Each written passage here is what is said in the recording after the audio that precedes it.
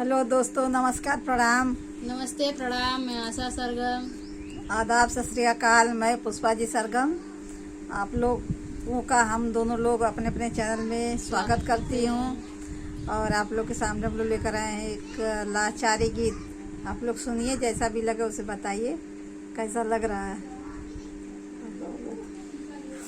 छोटी साली से जीजा दीवाना हुआ, छोटी साली से जीजा दीवाना हुआ, छोटी साली से जीजा जेवना जे जेवा के रवाना हुए, जेवना जे जेवा के रवाना हुए, जेवना जे जेवा के छोटी साली से जीजा दीवाना हुए, छोटी साली से जीजा दीवाना हुए, छोटी साली से जीजा गढ़ुआ पी के पिया के रवाना हुए, गढ़ुआ पी के पिया के रवाना हुए, गढ़ुआ पी के पिया के छोटी साली से जीजा दीवाना हुए, छोटी साली से जीजा